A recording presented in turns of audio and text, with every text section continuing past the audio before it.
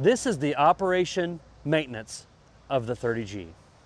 Located on the bottom of the air tank is a drain valve.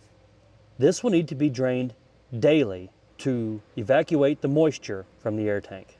To open the valve, this will need to be rotated clockwise, facing down. To close the drain valve, reverse to close the valve off. The seal pack on the 30G needs to be greased daily.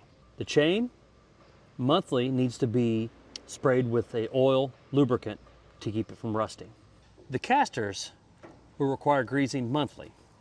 The grease circ will grease the spindle, and the ball bearings in the rotational part need to be greased as well. There are 2 grease points per caster. Daily, the oils will have to be checked in the compressor, the hydraulic tank, and the engine oil. Engine oil could be checked by the dipstick located up here. Air compressor could be checked by the sight glass. Oil needs to be halfway in the sight glass.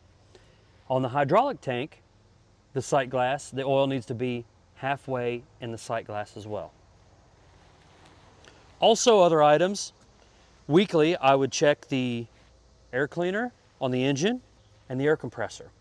These pumps operate in very dirty conditions.